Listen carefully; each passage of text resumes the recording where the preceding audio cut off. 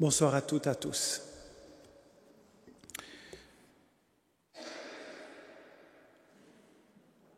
Je suis donc Pascal Tournet, diacre permanent, très jeune diacre permanent, puisque j'ai été ordonné en 2019 à Martigny. Martigny où je suis en poste depuis 3 ans. J'étais auparavant animateur pastoral laïque à Bagnes, Verbier-Volège, durant une bonne dizaine d'années. Je considère que tout ce que je suis et tout ce que je fais peut être une diaconie. Je n'ai pas un ministère diaconal et en parallèle une vie de famille. Certes, il y a des diaconies, mais il n'y a, selon moi, qu'un témoignage diaconal, car tout est un, tout est lié. À l'occasion du mois missionnaire extraordinaire, l'année dernière, j'ai essayé de me questionner sur comment ma diaconie pourrait tenir en une phrase. Pour bien m'en rappeler, je l'ai mis justement dans un cadre, dans mon bureau. Me tenir sur le seuil pour inviter à passer à l'intérieur. Je pensais que tout pouvait tenir là. Je me sentais être un passeur, faire passer les gens vers l'intérieur. Et justement, j'aimerais commencer en vous parlant d'une diaconie qui part de l'intérieur.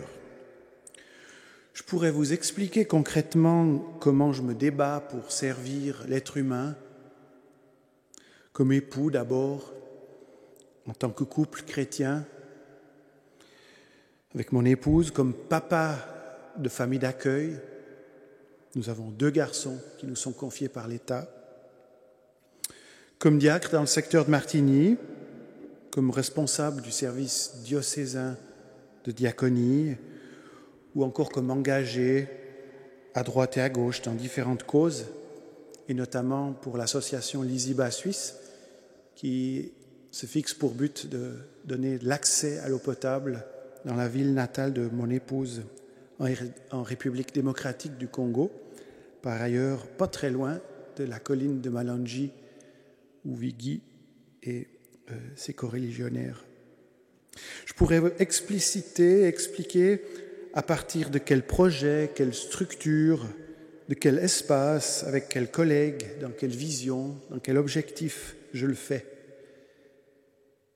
Mais en me penchant sur ce qui est le plus profond, je trouve que ce n'est pas le plus intéressant pour vous, sûrement pas pour moi non plus.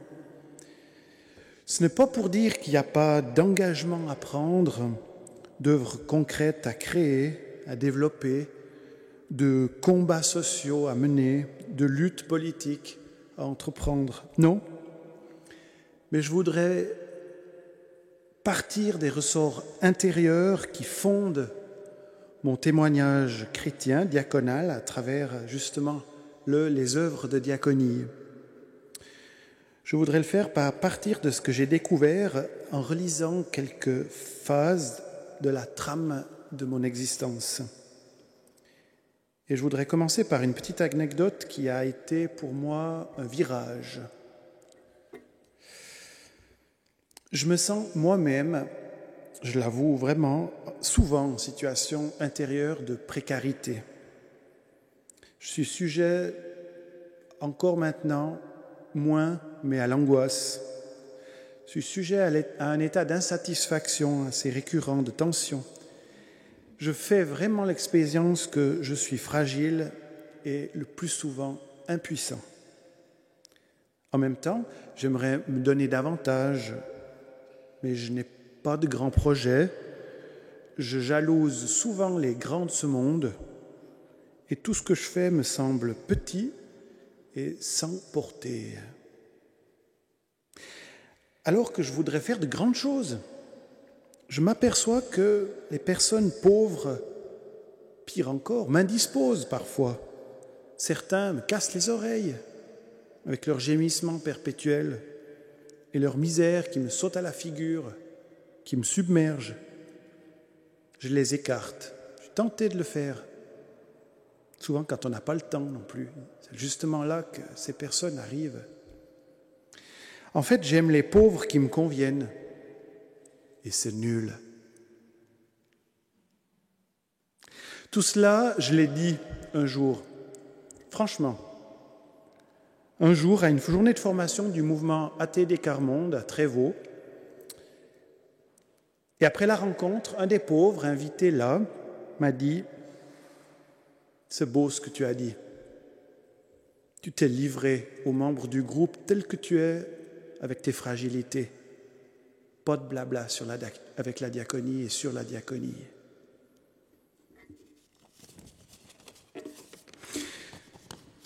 Maintenant, continue ce monsieur, tu comprends ce que c'est, être pauvre. Tu es des nôtres. Sa réponse a été pour moi une révélation. Mais je remonte maintenant un petit peu dans le temps, une bonne quinzaine d'années auparavant, au temps où je vivais pour me servir et servir mes ambitions démesurées. J'étais étudiant en sciences politiques à Lausanne et pour moi, je voulais être pape ou président de la Confédération. En deçà de ça, c'était nul. Ça ne servait à rien. Moi, c'est le maximum qu'il me fallait. Le Seigneur m'a pris par la main avec une grande douceur pour me montrer un autre chemin d'épanouissement.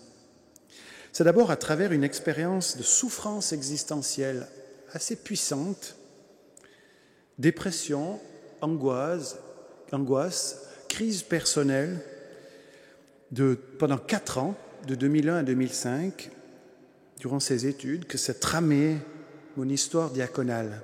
J'en suis certain aujourd'hui. À l'époque, j'aurais peut-être pas pu vous dire ça. J'ai fait une expérience fondamentale, me semble-t-il, d'abandon de mon ego, progressif, mais fondamental. Cet abandon a donné lieu à une résurrection qui a passé par la construction d'un soi neuf, dans la filiation avec un Seigneur, plein de douceur. Et je crois que ma diaconie, mon état de diacre, on peut dire, a commencé par ce long saisissement. J'ai laissé, parce que de toute façon, j'étais devenu tellement angoissé, pauvre et nu, que je n'en pouvais plus. J'ai laissé donc le Christ venir me saisir pour me ressusciter. J'ai ramé donc 4 ans dans les ténèbres et ça a été sa diaconie en moi, sa diaconie à lui pour moi. Il m'a dégagé, dit le psaume, il m'a mis au large.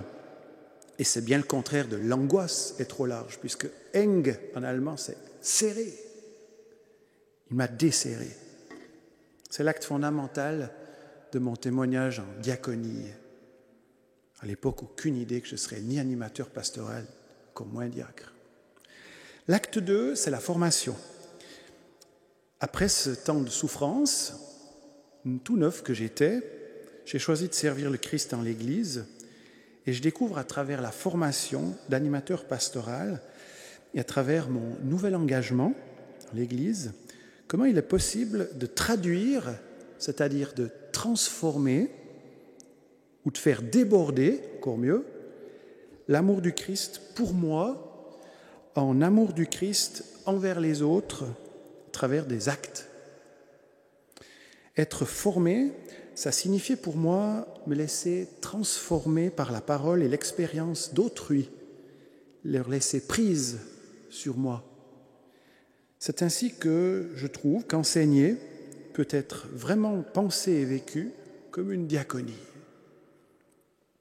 Acte 3, je découvre progressivement sur le terrain, à travers mes fragilités, qui continuent d'exister évidemment, à à travers des obstacles en tout genre qui sont dressés sur ma route, que tout cela ne gêne absolument pas le Seigneur et que assumer ces failles, ces péchés, on pourrait dire, ces manquements, c'est là même qu'il déploie la pleine mesure de ses possibilités. À travers ce que je méprise en moi ou en les autres, à travers ce que je banalise, ce que je compte pour peu, pas grand-chose, il peut tirer un trésor. Et je dois parfois me retourner pour en prendre conscience. Et souvent, déçu, je ne vois rien. Ce sont les autres qui me racontent ce qu'ils voient. Quelle trace je laisse de ce que je fais, de ce que je dis. Et là, il y a une actrice toute particulière qui voit mieux que personne, pour moi en tout cas, c'est ma femme Colette, native donc, je vous l'ai dit, de République démocratique du Congo, qui est assez exceptionnelle dans ce domaine. Elle a dans sa vie assumé d'une manière assez inouïe toutes sortes de pauvreté. Et je peux vraiment dire que je suis à son école. Nous nous considérons, Colette et moi, comme un couple diaconal parce que nous estimons que nous portons ensemble une même mission, même si elle transparaît, c'est vrai, assez différemment. Je dirais que mon témoignage par la diaconie passe fondamentalement par notre mariage. C'est étonnant, mais j'en fais l'expérience comme ça. Je vois que c'est à partir de la vie conjugale, de notre vie conjugale, que chacun, à sa manière, peut rayonner, et plus fortement encore, je le crois. Acte suivant, j'apprends, parfois dans les larmes, que mes insatisfactions, mes impuissances, le pouvoir des mains vides, aurait dit le père l'abbé Joël Pralon, bouquin qu'il a écrit, sont des lieux d'achoppement qui doivent m'aider à me rappeler que la diaconie, c'est d'abord l'œuvre de l'Esprit Saint. Ça, c'est un gros morceau. Mais sans nier que cette œuvre première de l'Esprit Saint attend nos actes pour s'accomplir. Il faut que je fasse quelque chose, il faut que je sois en mouvement. J'apprends à laisser le Seigneur creuser en moi ce qu'il faut d'espace pour que je puisse porter le fruit qu'il veut, et notamment en me mettant à disposition, sans avoir de grands projets. Tant pis pour moi. Ça a été le cas du groupe de travail Diaconie qui a donné lieu à la naissance du service diocésain de la diaconie que je conduis. Acte suivant, en 2019, après 3 ans de formation diaconale, ma petite diaconie a pris de nouvelles formes, de nouvelles marques à travers l'ordination. Après m'avoir lavé les pieds, acte fondamental, j'ai appris à recevoir avant de donner, c'est ça que ça veut dire. Le Seigneur, à travers mon évêque, m'a revêtu d'un tablier neuf pour que je n'oublie jamais ce qui rend vraiment l'homme heureux, servir.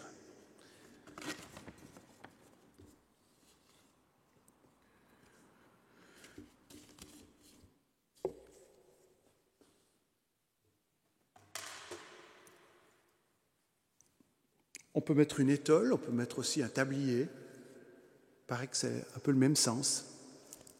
Et ce qui est bien avec les tabliers, c'est qu'on peut pas, enfin moi en tout cas, j'arrive pas à faire le nœud tout seul derrière. Je suis obligé de demander à ma femme, par exemple. Ça, je trouve, c'est un acte profondément diaconal. Je ne peux pas m'habiller tout seul. Je suis un pauvre, je ne suis pas capable, j'arrive pas, j'ai besoin des autres. Pas mal ça pour rappel. Je me mets à disposition et je le fais par exemple à Martigny en allant errer dans la ville. Totale disponibilité. Et je bénis à tout vent, secrètement les gens, et je demande au Seigneur de me relier à qui il veut. Je garantis qu'il vous réserve, si vous faites l'expérience, des bonnes surprises. Acte suivant, c'est la grande découverte. Je suis le premier destinataire de ma diaconie. Celle-là, je n'aurais pas pensé la faire. En fait, je suis le premier pauvre dont j'ai pris conscience qu'il fallait que je m'occupe avec un peu plus de patience et de délicatesse. C'est moi. Je me rends compte que mon témoignage est plus puissant si je me situe en vérité face à moi-même dans la bienveillance avec Jésus. La miséricorde et la douceur dont je peux faire preuve avec autrui, je me rends compte de ça au quotidien, dépend directement de ma capacité à poser un regard doux sur moi-même, grand pauvre. Il y a du boulot, Et je fais l'expérience que la maxime « charité bien ordonnée commence par soi-même » est vivifiante. Encore faut-il la bien comprendre. Acte suivant, la route elle-même. C'est la route. Viens et vois. Fais des pas, mets-toi à disposition et puis tu verras ce que tu dois faire. Je comprends que ma diaconie se déploie parce que je m'engage concrètement et pas dans les grandes choses, dans des petites choses du quotidien. Petits services, attention à la vie conjugale, accompagnement des enfants, patience, j'en manque. Engagements pastoraux en faveur des personnes en situation de précarité, au prieuré de Martigny ou ailleurs. Distribution de nourriture, longues écoutes, transport de personnes, recherche de fonds, de matériel. Récemment encore pour 2 petits bébés qu'on n'arrivait pas à soigner. Les familles n'avaient pas les moyens de soigner ces petits. J'avance beaucoup, je me rends compte au gré de la route de ce que ça peut signifier une diaconie, les lourdeurs, les incompréhensions, les impossibilités. J'avance beaucoup à travers les riches partages avec mes collègues du service diocésain, avec mes collègues de Martigny, où il y a une ambiance vraiment très fraternelle et magnifique, à travers des lectures, à travers la prière, et pour moi, sommet de tout, le dialogue, dans le dialogue et la prière conjugale. Je trouve vraiment là une grande source. Je sens à travers mes rencontres et mes lectures que je fais souvent ma diaconie au premier abord, avec un petit peu de condescendance. J'aime bien me pencher vers les pauvres, car cela affermit mon sentiment d'utilité. Cela conforte ma conscience d'avoir accompli un devoir éminent, pilier de l'Église, disait Monseigneur tout à l'heure. En plus, cela soulage mon sommeil. C'est une sorte de diaconie-thérapie, bien-être pour ministre ordonné. Mais pourtant, des témoignages de collègues, des expériences nouvelles, lourdes par exemple, en 2017, où j'ai reçu ce tablier, des échecs, des lectures pointent autre chose et je suis intrigué. Quelque chose de sous-jacent qui sort. Je comprends, comme le montre l'anecdote que je vous ai racontée tout au début, que la diaconie a des dimensions nettement plus audacieuses, mais risquées. La question n'est plus comment aider les pauvres, mais plutôt est-ce que je suis d'accord de prendre le risque de me laisser aider, instruire, corriger, conduire par une personne en situation de précarité que je suis en constant danger de situer comme inférieure, au même titre que je me laisserais toucher par quelqu'un d'autre qui flatte mon ego. Est-ce que je parviens à voir la dignité du Christ dans les traits de mon frère, de ma sœur pauvre? Est-ce que je vais me laisser toucher par sa vision, sa parole, son expérience, sa manière de vivre? Quelqu'un disait à Lourdes, la diaconie, c'est vraiment embêtant. C'est le poil à gratter de l'Église. J'ai retenu cette expression, parce que c'est agaçant. C'est un lieu de transformation de soi-même en premier, avant de transformer les autres. Et donc, évidemment, c'est pénible de laisser l'autre avoir prise sur moi. Saint Paul le dira, hein. Considérez les autres comme supérieurs à vous-même. Ça veut dire, j'essaye d'apprendre que l'autre est une richesse, pas un risque. Ce n'est pas facile d'en faire l'expérience concrètement. Ultimement, c'est vrai, seul Jésus, le Christ, a été jusqu'au bout de cette logique, être fou au point de se livrer complètement aux êtres humains, ces créatures, jusqu'à accepter une mort infâme, injuste, pour sauver les pauvres pécheurs. Quelle folie!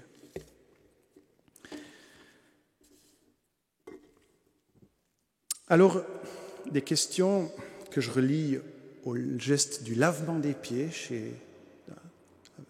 le soir de la Seine montent en moi avec une certaine peur. Pourquoi est-ce que je laisserais tant de pouvoir sur ma vie, sur mon temps, sur mes choix, à des personnes qui s'invitent dans mon existence? Pourquoi est-ce que je prendrais leur joug? Pourquoi est-ce que je les écouterais? Je vais sûrement me perdre si j'entre là-dedans, mais je vais être écrasé, je vais être submergé. Pour quelle raison est-ce que je ferais ça?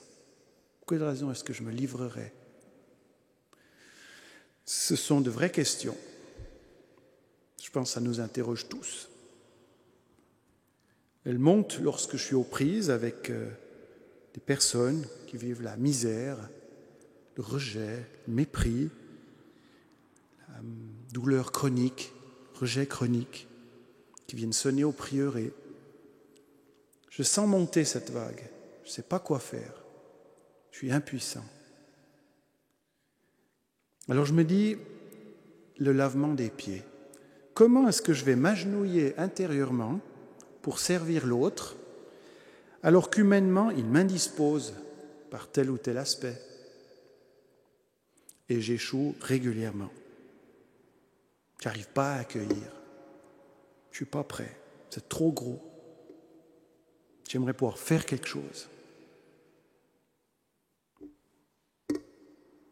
Je crois que c'est possible d'entrer quand même dans cette relation, et je fais mémoire, en un éclair en moi, à ce moment-là, que le Christ, le grand rejeté, s'est totalement livré pour moi, lui, et pour chacun d'entre nous. J'ai un appui quand je pense à ça, parce que je crois qu'il m'assure et il me rassure. Je suis son disciple. Quelle autre route vais-je prendre que celle qu'il a balisée? Le disciple n'est pas plus grand que son maître, et je l'entends me dire: avance avec moi, tu verras. C'est là où je sens Maurice et ses compagnons, eux aussi, ont quelque part dû trouver en eux ce roc intérieur d'où a pu partir le refus de tuer d'autres chrétiens. Témoigner, pour moi, ça, c'est rester ouvert à l'imprévu, c'est être attentif aux signes et être attentif au réel autour de moi. C'est d'abord me laisser laver les pieds et me laisser envoyer. Ça commence au dedans pour déborder au dehors. Alors, en nous voyant ainsi faire le bien dans le monde, dans un amour simple et gratuit, les gens diront: tiens, qui sont ces hommes et ces femmes qui ne vivent pas que pour eux-mêmes? Merci de votre attention.